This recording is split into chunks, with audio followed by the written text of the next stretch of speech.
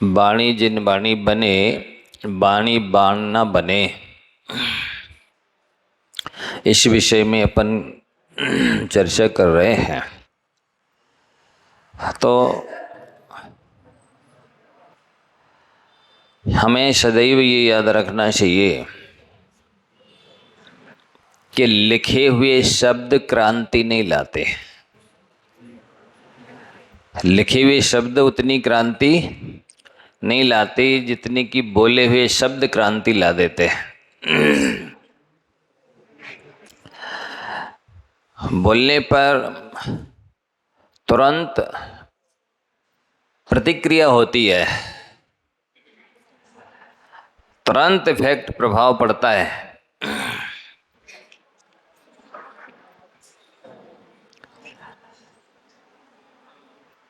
जीवन में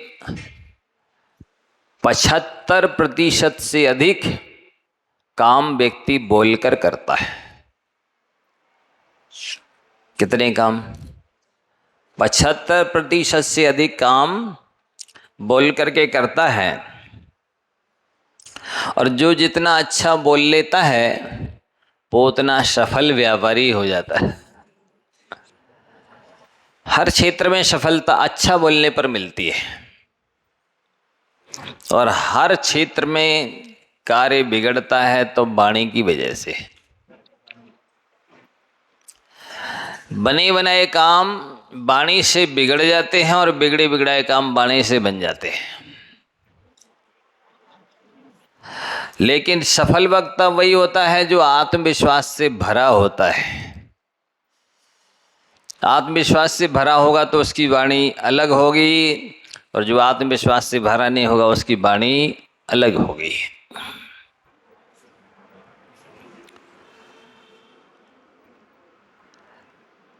कई बार वक्ता जो भी बोलता है, यदि वो अपना अभिप्राय ना बतलाए कि हम कहने क्या जा रहे हैं, तो श्रोता समझ नहीं पाते हैं घंटों बोले जाने पर भी कि किस विषय पर प्रवचन चल रहा है, किस विषय पर बोलना चाह रही है। इसलिए बीच बीच में अपना उद्देश्य, अभिप्राय, लक्ष्य ज्ञापित करते रहना चाहिए कि आपको इस बात पर जोर दिया जा रहा है, बताया जा रहा है, इस बात पर ध्यान देना है, इसलिए ये वक्तव्य दिया जा रहा है।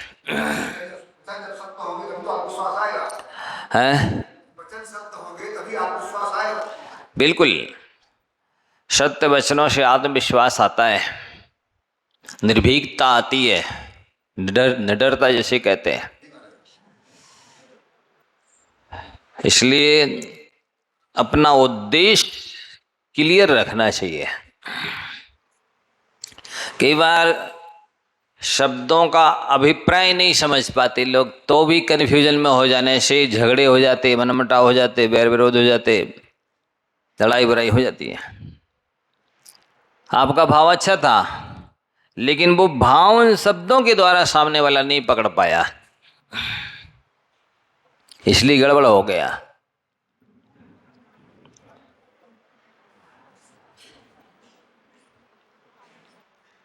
नाप तोल कर बोलना चाहिए। जैसे दर्जी नाप तोल कर कपड़े बनाता है तो वो फिटिंग सही रहती है। कपड़ा बहुत महंगा है, कीमती है, लेकिन यदि वो नाप तोल कर ना बनाया जाए तो लोग कहेंगे क्यों, दक्षिणा में मिला है क्या? क्या बोलेंगे? दक्षिणा में मिला है क्या? मतलब दक्षिणा में तो ओछा हो चाहे ढीला हो, कैसा भी हो, सो दे दिया, सामने वाले ने, लेने वाले ने ले लिया। तो हर जगह, एक क्षेत्र में नहीं, हर क्षेत्र में संस्कारित चीज का महत्व तो कई गुना ज्यादा होता है। जैसे मान लो आपने 1 करोड़ रुपए लगा दिए बिल्डिंग में, बिल्डिंग खड़ी हो गई है, खिड़की दरवाजे नहीं है, पलस्तर नहीं हुआ, बोलो, 1 करोड़ रुपए लग गए उस बिल्डिंग में, क्या वैल्यू है इसकी? चलो, ये पलस्तर भी हो गया, फर्श भी हो गया, खिड़की दरवाजे भी लग गए, लेकिन उसमें भी कुंदा वगैरह नहीं लगे। बहुत महंगी है खिड़की दरवाजे, लेकिन कुंदा चटकनी वगैरह नहीं लगे। सोचो फिनिशिंग का, संस्कारित चीज का कितना महत्व है। लाखों रुपए का कपड़ा हो आपका, सिल गया है, बस कलर नहीं लगी, लग गई है कलर, चलो बटन नहीं लगे, और जो क्या बोलते हैं बटन, काज, काज तो है पर भरे नहीं है वे। तरपाई नहीं भाई, तरपाई बोलते, हाँ, भरते हैं उसको तो धागा निकलेगा। तुरपाई नहीं हुई है, कपड़ा बहुत महंगा है, बताओ उस कपड़े की क्या वैल्यू है? संस्कारित होना, दाल बहुत महंगी है, अच्छी उबल गई, चुर गई, सब अच्छी बनी है, बस बघार नहीं लगा। दाल को, सब्जी को संस्कारित नहीं किया, बोलो इतनी महंगी दाल है, हैं? क्या वैल्यू है इसकी? हर क्षेत्र में महंगी कितनी हो चीज, पर उसके साथ साथ उसको संस्कारित होना आवश्यक है। मिट्टी के घड़े बनाते हैं वो कुम्हार, बनाने के बाद उनको भी संस्कारित करते हैं, तब भी मार्केट में बिकते हैं। वो लोग करते हैं ना संस्कारित, कलर वगैरह। अब हमने पकाए तो फिर कहने क्या है? तो नहीं, सब हो जाए, बिल्कुल थोड़ा सा संस्कार बाकी रह जाए, तब भी वो महंगी से महंगी चीज की वैल्यू नहीं रहती। इसी तरह आप 100% आत्मकल्याण के लिए कह रहे हैं, हित के लिए कह रहे हैं, भले के लिए कह रहे हैं सामने वाले से, लेकिन वो वाणी कहते समय आपने कर्कश कठोर रखी है, लहजा ठीक नहीं रखा। करना हो तो कर लो, नहीं तो चूल्हे में जाओ। अब बताओ, आत्मकल्याण के लिए कहा जा रहा है, क्या होगा उसका? बोलो, मानेगा आपकी बात? आप आत्मकल्याण के लिए कह रहे हो, उसके भले के लिए कह रहे हैं। ये इसका महत्व ध्यान में रखना चाहिए। जैसे घर में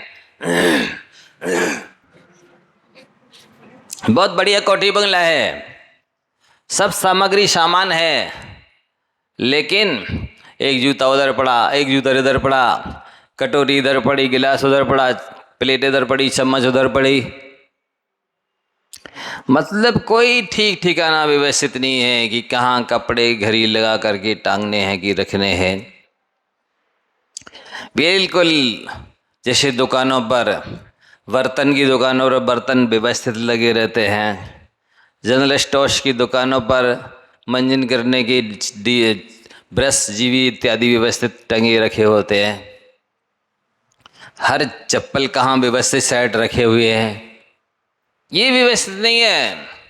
तो वो महंगे से महंगा जो कोठी बंगला है, सारी फैसिलिटी है, कबाड़ा खाना सा लगेगा। कई जगह होता है ऐसा, व्यवस्थित नहीं है, साफ सफाई स्वच्छता, जहाँ जो चीज रखनी चाहिए वहाँ नहीं रखी है। समय आवश्यकता पड़ने पर समय पर मिलेगी, कहीं भी डाल दी, कहीं भी रख दी, अब ढूंढते रहो, कलह क्लेश होगा, लड़ाई झगड़े होंगे, समय पे काम नहीं हो पाएगा। संस्कारित होने का बहुत महत्व है हर चीज का। सभा में आप लाइन से बैठिए, क्रम से बैठिए, ऊंचे बैठे हैं तो किनारे में बैठिए, ये हर चीज का महत्व होता है। लाइन से बैठना, क्रम से बोलना, क्रम से खड़े होना, एक के बाद एक बोलना, एक की बात पूरी हो जाए फिर बोलना। हर चीज का महत्व होता है। नहीं, जो मन में जैसा आया, तो फिर मनुष्य में और पशु में क्या अंतर है बताइए। यदि ये सभ्यता नहीं रखते हैं, ये अनुशासन नहीं रखते हैं, ये विवेक नहीं रखते हैं, आहार निद्रा भय मैथुनम च सामान्य में तत् पशुभिर नराणाम ज्ञानम ही तेषाम अधिको विशिष्टा ज्ञान नहीं ना पशु समाना। आहार मनुष्य भी करता, पशु भी करता है। निद्रा मनुष्य भी लेता, पशु भी लेता है। भयभीत मनुष्य भी होता है, पशु भी होता है। भोगादिक का सेवन मनुष्य भी करता, पशु भी करता है। इसके अपेक्षा दोनों में कोई अंतर नहीं है। ज्ञानम ही तेषाम अधिको विशिष्टा, लेकिन मनुष्य के अंदर विवेक होता है, पशुओं के अंदर विवेक नहीं होता है। यदि मनुष्य के अंदर भी विवेक नहीं है तो वो पशु भी समाना, पशुओं के समान है। बिना सिंह पूंछ का है, इतना अंतर है। इतनी भाग्य है कि कम से कम वो घास फूस नहीं खाता है, नहीं तो बेचारे पशुओं का क्या होता। इतनी गनीमत है कि वो घास फूस मंडई नहीं खाता है और सिंह पूंछ नहीं है, इतनी अंतर है। बाकी दोनों बराबर है। अपेक्षा अंतर हो सकता है तो रहने का अलग अलग स्थान हो सकता है, लेकिन इससे व्यक्ति सम्माननीय नहीं होता है, इससे व्यक्ति पूजनीय नहीं होता है, इससे व्यक्ति प्रशंसनीय नहीं होता, इससे व्यक्ति यशस्वी नहीं होता, इससे व्यक्ति प्रेरणादायी नहीं होता। इस ज्ञान के विवेक के अभाव में प्रेरणादायी होता है। इसलिए अपनी भाषा को नाप तौल करके बोलिए, संस्कारित करके बोलिए। जैसे कहा था ना कि बिना मीठा की चाय तो चल जाएगी, लेकिन वाणी में यदि मिठास नहीं होगी तो नहीं चलेगी। शुगर वाले बिना मीठा की चाय पी लेते कि नहीं? उसको तो कोई ना कोई पी रहा है, पी लेता है, इसको कोई भी नहीं स्वीकारेगा। इसलिए वाणी में, जिसके जेब में पैसे ना हो उसकी जिह्वा में मिठास तो होनी ही चाहिए। जिसके जेब में पैसे ना हो तो उसकी जिह्वा में मिठास होनी चाहिए। वो मिठास पैसों से भी ज़्यादा कीमती है, वो पैसों से भी ज़्यादा काम करती है। ऐसा है।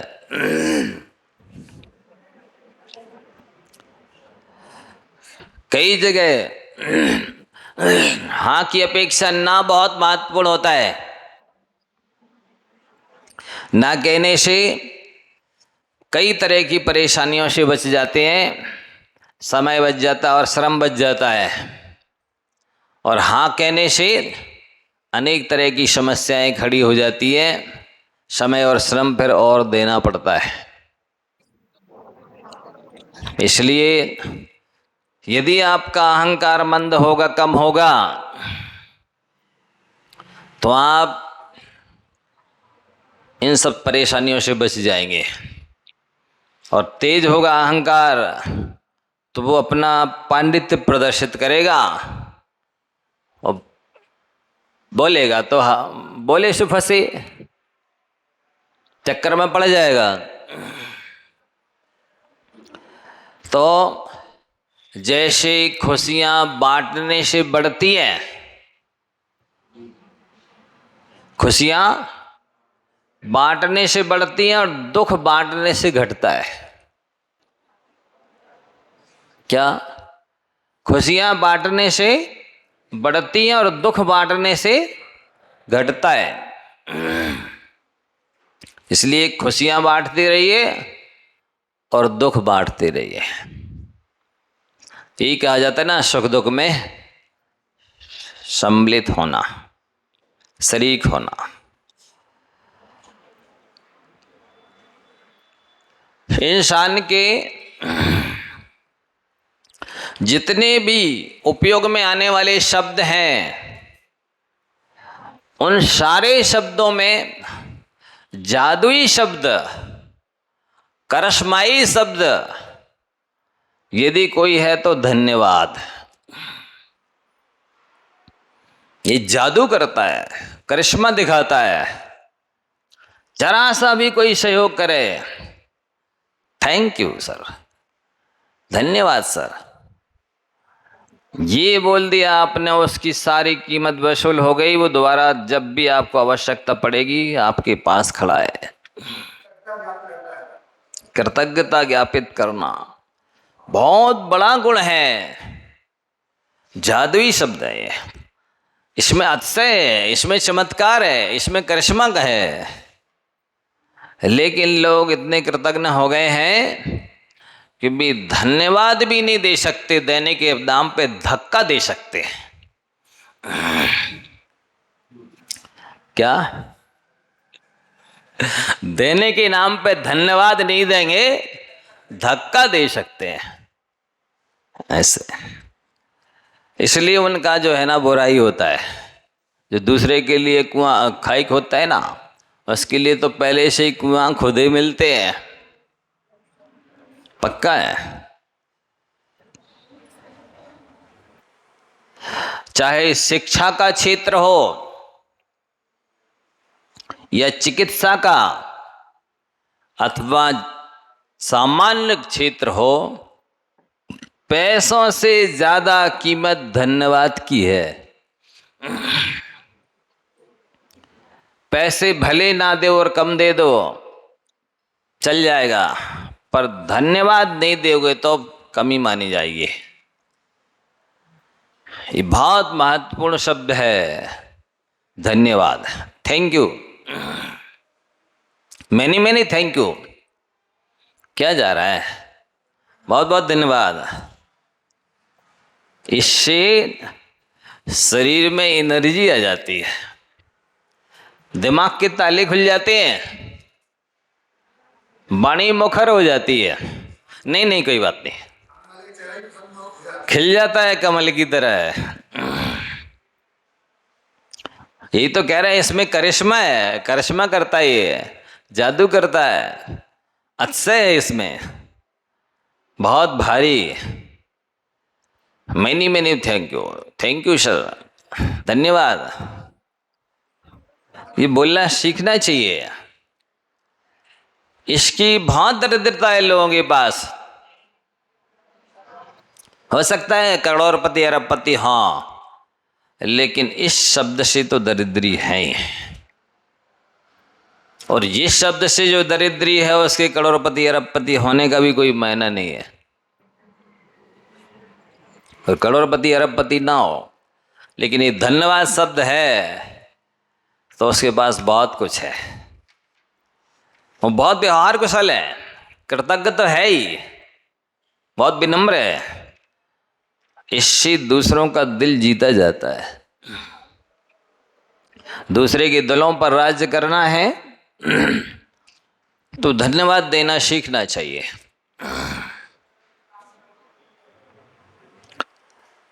ये नैतिक दायित्व भी है और धार्मिक कर्तव्य भी है। धन्यवाद देना नैतिक दायित्व भी है और धार्मिक कर्तव्य भी। धर्म भी कहता है कृतज्ञता।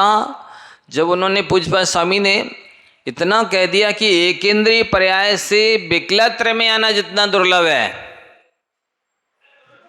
अथवा विकलत्र से पंचेंद्रिय होना जितना दुर्लभ है, इतना दुर्लभ सारे गुणों में कृतज्ञता गुण का आना है। सोचिए कितना कीमती है, कितना दुर्लभ है कृतज्ञता गुण। तो ये नैतिक जिम्मेवारी है, दायित्व है, उत्तरदायित्व है, फर्ज है। ये तंत्र मंत्र तोड़का का काम भी करता है धन्यवाद।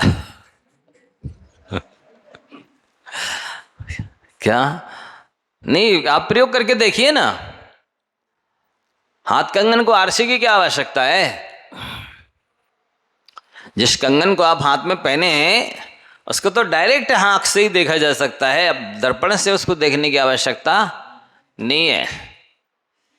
दर्पण से तो आंख की लालिमा देखी जाती है,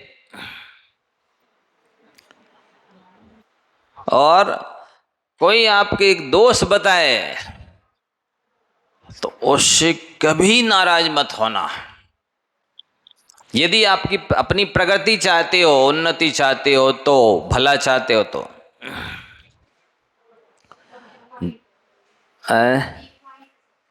ये बहुत बड़ा वीक पॉइंट है कि जैसे ही किसी ने कमजोरी बताई और उनने 4 सुनाई, तुम क्या दूध के दले हो, तुमसे नहीं होती गलती, बड़े पंडित बन के आए, ज्ञान मत बांटो, दुनिया भर की सुना दी।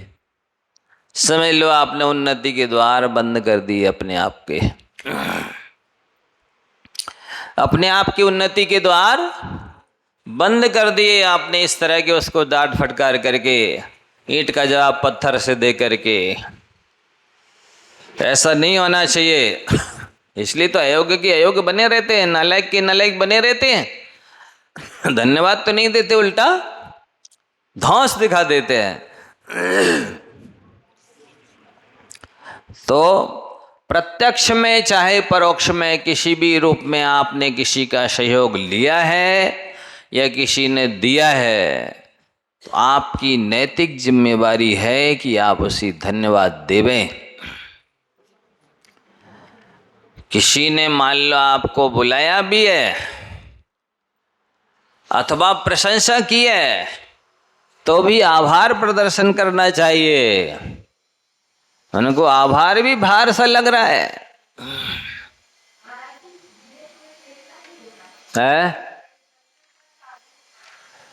ये मशीन चल रही ना पत्थर काटने की विदेशों में, हाँ शिष्टाचार है ये, इसी से शिष्ट बनते लोग, सभ्य बनते हैं, सज्जन बनते हैं, साधु बनते हैं, महात्मा कहलाते हैं, जेंटलमैन कहलाते हैं, भद्र कहलाते हैं। ये बहुत बड़ी चीज है। शिष्टाचार ये बहुत मायना रखता है। ये भी एक प्रकार से चारित्र का अविभाज्य अंग है। यदि आप चरित्रवान हैं तो ये भी उसमें सम्मिलित होना चाहिए। प्रत्यक्ष परोक्ष में सहयोग करने वालों का, प्रशंसा करने वालों का आभार प्रदर्शन करना चाहिए। ये बात अलग है कि दूसरा कोई आपका आभार माने तो आपको भार लगना चाहिए। नहीं नहीं भाई साहब, ऐसी कोई बात नहीं, मैंने ऐसा कुछ तो किया ही नहीं है। आपने इतना ज्यादा आभार प्रदर्शित कर दिया, इस लायक मैं नहीं था। ये आपकी सभ्यता मानी जाएगी, विनम्रता मानी जाएगी कि वो आभार प्रदर्शित करें तो आप उसे इस कह दें कि मैं इस लायक नहीं हूँ, ऐसा कुछ तो मैंने नहीं किया है। ये तो आपकी महानता है कि आप इतना आभार मान रहे हैं, कृतज्ञता ज्ञापित कर रहे हैं। देखो ये भी तरीका होता है कि जैसे मान लो कोई आपका सम्मान कर रहा है तो कई लोग ऐसे नहीं छुड़ा के एक तरफ रख देते। ये शिष्टाचार नहीं है। पहन ली माला और उतार के उसी को पहना दी, ये शिष्टाचार है। सामने वाले ने सम्मान किया, करवा लिया, विनम्रता से उतार के उसी को पहना दी, ये सभ्यता है। ये नहीं कि एक तरफ उतार के अलग तरफ रख दी एक तरफ से, या नहीं हम नहीं करवाते, ये विनम्रता नहीं है। ये विनम्रता है कि पहन करके पहना दी, नहीं नहीं आप है इसके लायक, सम्मान भी हो गया, उसका भी हो गया, आपका भी हो गया। ये शिष्टाचार सभ्यता होनी चाहिए। नहीं आती लोगों को। विवेक बहुत मान्यता रहता है हर विषय में, हर क्षेत्र में, बहुत काम की चीज है। प्रशंसा कर दिए, सुन लिए, बाद में नहीं नहीं ये शब्द सारे तो इनको ही सुशोभित होते हैं, मैं इन शब्दों के लायक नहीं हूँ। आप सबको धन्यवाद, आपने इस लायक मुझे समझा, मैं ऐसा तो नहीं हूँ, इतना तो नहीं है, आप सबका आशीर्वाद मिल जाए ऐसा मैं हो जाऊँ, ऐसी कामना करता हूँ। ये सभ्यता कहलाती है। तो जो काम पैसे से नहीं होता है वो धन्यवाद से हो जाता है। पैसे में ताकत नहीं है, याद कर लो पिछले कभी कोई भी चीज़ बता दो, सर धन्यवाद आपने उस समय आप मेरे काम आए थे और मैं आपके लिए आज तक कुछ भी नहीं कर पाया, इसका मुझे खेद है, तो ये काम और कर देगा। आप जो नहीं कर रहा था, ध्यान नहीं दे रहा था, अब वो ये और कर देगा कि नहीं नहीं ये तो कृतज्ञ है, इसको याद है कि मैंने कभी इसका सहयोग किया था, ना के बराबर पर इसने उपकार मान लिया उसको, मेरा तो ऐसा भाव था ही नहीं। ऐसा शर्मिंदा हो जाए उल्टा, ये है आपकी महानता। लोग महान होते नहीं हैं, ऐसे शब्दों से महानता आती है। महानता थोपने की चीज नहीं है, महानता तो गुणों से आती है, उत्पन्न की जाती है।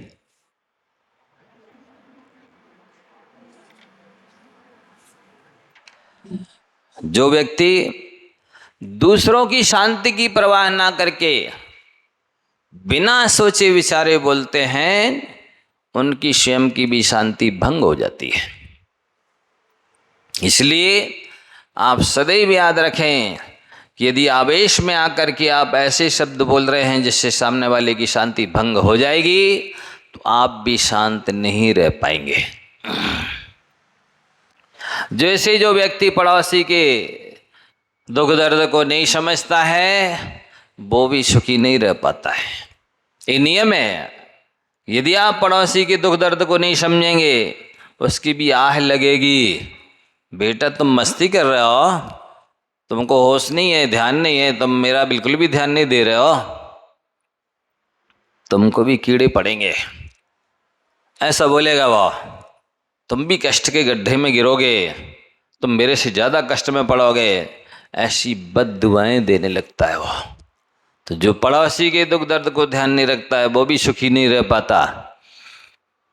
इसी प्रकार से जो दूसरों की शांति की परवाह ना करके कि मैं जो बोल रहा हूँ इससे सामने वाले की शांति की भंग हो जाएगी, आकुलता उत्पन्न हो जाएगी, उसको इंसल्ट लगेगी, आकुलता व्याकुलता हो जाएगी, ध्यान नहीं रखा है, तो वहाँ पर ही जैसे आप इधर नदी की साइड से कुछ बोलते ना, तो उस तरफ की प्रतिध्वनि वैसी आती है, झाई जैसी बोलते हैं वैसी आएगी। अब आपने सामने वाले की शांति भंग की है ना, अब वही शांति का रिफ्लेक्शन होगा आपके ऊपर, प्रतिध्वनि रिफ्लेक्शन पड़ेगा बिल्कुल पक्के में। इसलिए बोले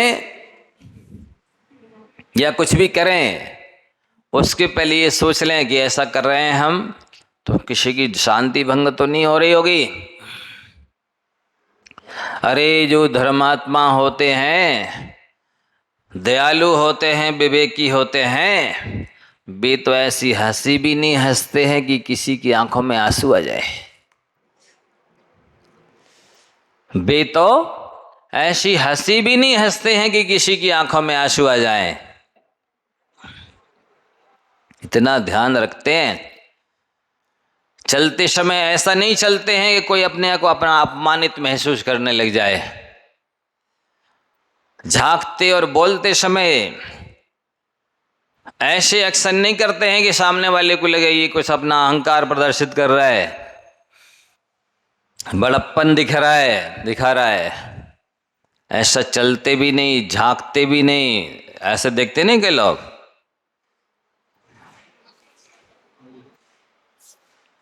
बैठने की स्टाइल, ये सब मुद्राएं अपने आप में बता देती हैं कि आपके अंदर क्या है। इसलिए इस टाइप से बैठना, चलना, बोलना, झांकना आदि एक्शन भी विवेकी लोग नहीं करते। क्यों? इसलिए कि कसाय से कसाय टकराती है। कैसे कसाय से कसाय टकराती है बताता हूं। आप गुस्सा करिए, फिर देखिए सामने वाले के चेहरे पर क्या होता है। हैं? हंसी आएगी कि उसको भी गुस्सा आ जाएगी। तो क्रोध से क्रोध टकराया। आप जरा ऐसा ऊपर सर करके चलिए, सामने वाला आ रहा होगा तो वो भी ऐसा कर लेगा। ये मान से मान टकराया। आप थोड़ा मायाशारी करिए व्यवहार में, वह आपके क्रियाकलाप देख के वो भी करने लगेगा। ये माया से माया टकराई। किसी चीज को आप चाहिए ये मुझे मिल जाए, उसके अंदर तुरंत लोभ कषाय जागृत होगी कि नहीं ये तो मुझे मिलना चाहिए। ये लोभ से लोभ टकराया। जरा थोड़ा सा मुस्कुराइए, सामने वाले के चेहरे पर भी मुस्कान आ जाएगी। ये हास्य से हास्य टकराया। आप किसी से रति करिए, उसको आपसे राग हो जाएगा। ये रति से रति टकराई। आप किसी से थोड़ा सा अप्रीति कीजिए है, उसको भी आपके प्रति ऐसे ही भाव हो जाएगा। ये अरति से अरति टकराई। आप थोड़ा सा शोक करिए, सामने वाले के चेहरे पे भी थोड़ा आ ही जाएगा कि हाँ गलत हो गया यार। देखो शोक से शोक टकराया। आप थोड़े से ये कुछ है भयभीत होइए, वो भी डर, कौन, ये भय से भय टकराया। समझ रहे? आप किसी से घृणा करिए, उसको आपसे घृणा हो जाएगी। ये घृणा से घृणा टकराई। कभी भी घृणा करके आप किसी से प्रेम के पात्र नहीं हो सकते। क्या?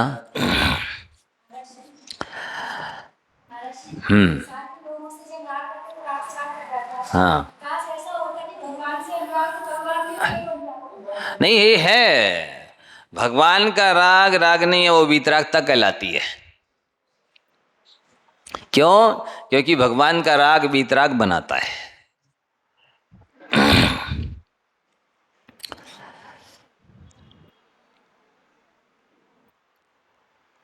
इसलिए किसी ने अच्छा लिखा है, मुझे एक तो गाना याद भी नहीं आया और गाना भी नहीं आता, फिर भी सुनाता हूँ कुछ भाव।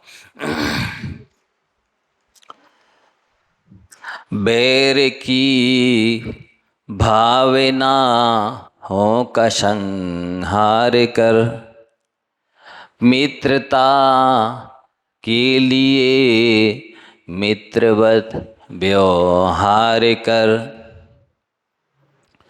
चाहता है अगर तू सरल जिंदगी, तो सरल से सरल अपना व्यवहार कर। ये इसीलिए कहा गया है कि कषाय से कषाय टकराती है। आप जैसे भाव करेंगे, जिसके प्रति कर रहे हैं,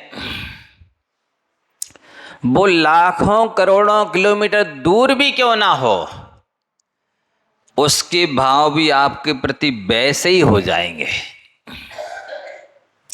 ये कहलाता है भावों का संप्रेषण। वे हमें देखते ही नहीं है, आप कब देखते हो? वे हमारे प्रति अच्छे भाव नहीं रखते, आप कब रखते हो? वे हमें कुछ देते ही नहीं है, आप कब देते हो? खुद को तो देखो जरा अंदर। इसीलिए कहा है, बुरा जो देखन में चला बुरा ना मिलिया कोई, और जो दिल खोजा अपना मुझसे बुरा ना कोई। ये है, ये धर्म के रहस्य को समझ लें, फिर कहाँ कषाय है, कहाँ बैर विरोध, कहाँ लड़ाई झगड़े, कहाँ का क्या है।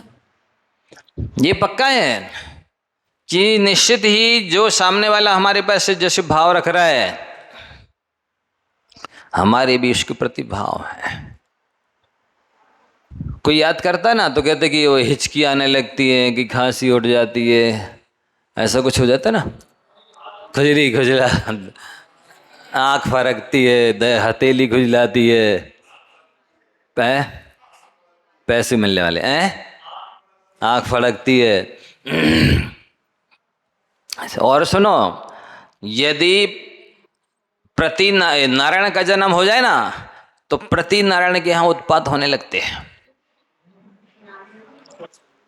ये अशुभ संकेत है, ऐसा निमित्त निमित्तिक संबंध है।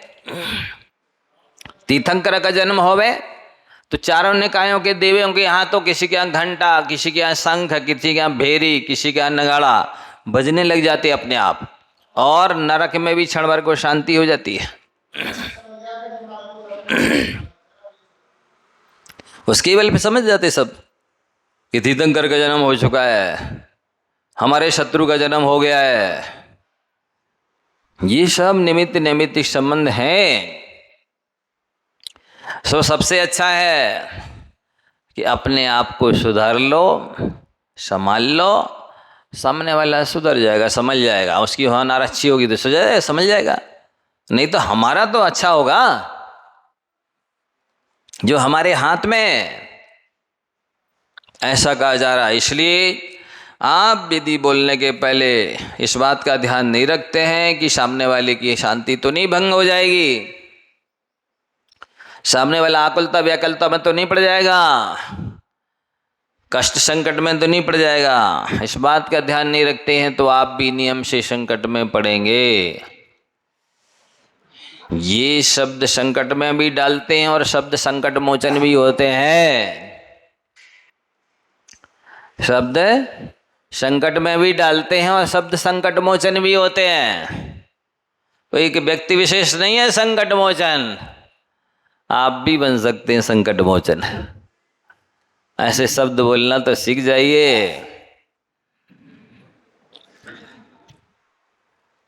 बहुत सारे अशुभ ग्रह शुभ शब्द बोलने से शुभ रूप परिणमन कर जाते हैं। बहुत सारे संकट शांति में बदल जाते हैं।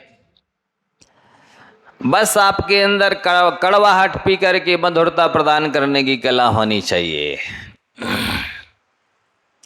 कड़वाहट पीकर मधुरता प्रदान करने की कला होनी चाहिए। सो कड़वाहट तो नहीं पी रहे, मीठा डाल डाल कर दूध पी रहे और जहर उगल रहे है? नहीं, आप लोग की बात नहीं कर रहे। मीठा डाल मीठा डाल डाल पी रहे और जहर उगल रहे हैं। इसका मतलब है आप सांपों के वंशों के हो। निश्चित बात है, यदि उस सांपों के वंशों के नहीं होते तो ऐसा कैसे हो सकता था कि मीठा डाल डाल दूध पीते और जहर उगलते। ये तो नेचर सांप का ही होता है, दुर्जनों का होता है, ये दुष्टों का ऐसा नेचर होता है कि वे अच्छाई में बुराई निकाल देते हैं, वे गुण में दोष देख लेते हैं, वे हित में अहित गिन लेते हैं। ये दुर्जन की पहचान है। और हमेशा चाहे साक्षात बात कर रहे हो चाहे मोबाइल पर,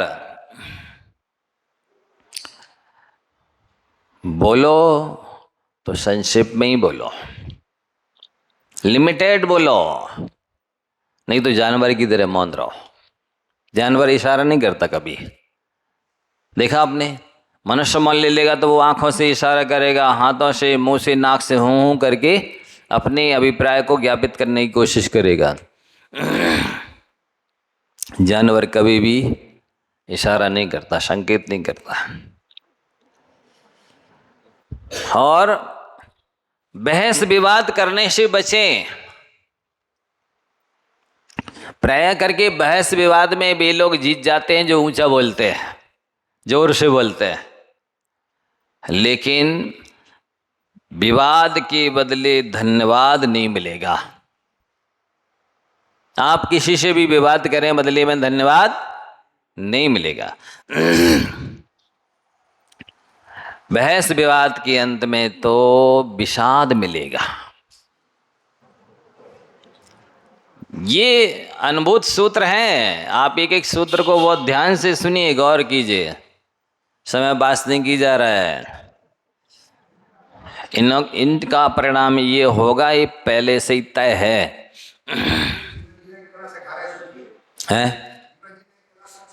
ये है जीवन जीने की कला, पर्सनालिटी डेवलपमेंट।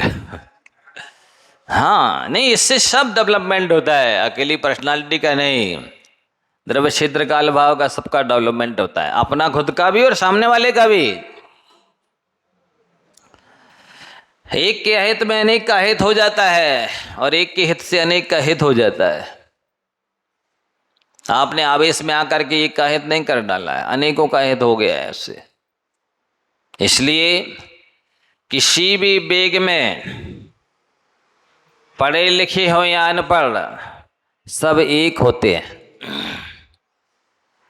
आचार्य महाराज ने ये हाई को लिखा है, किसी भी वेग में, क्रोधावेग में, कामावेग में, जितने भी तरह के वेग होते ना, उन वेगों में सब ज्ञानी अज्ञानी दोनों एक से हो जाते हैं। जैसे कहते ना, काम क्रोध मद लोभ की ज्वालों मन में खान, तौलो पंडित मूर्खो ज्ञानी एक समान। क्या?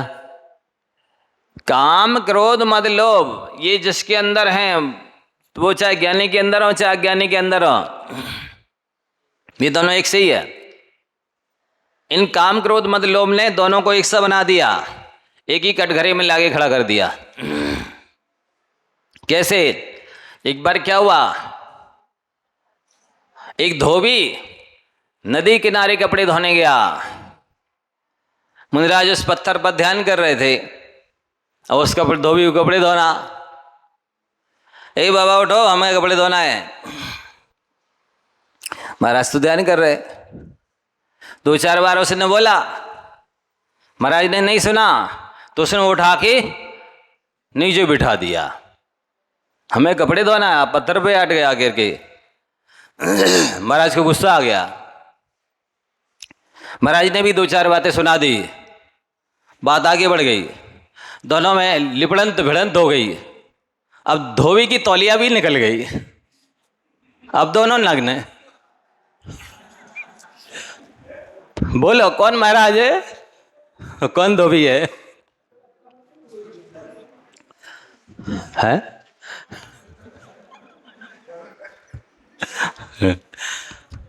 काम क्रोध मद लोभ की ज्वालों मन में खान, तौलो पंडित मूर्खो ज्ञानी एक समान। एक जैसे ऐसे हो जाते हैं। साधु नहीं रहे अब वो। अब कौन धोबी कौन साधु? साधु धोबी हो गया कि धोबी साधु हो गया? जवानी की ज्ञानते।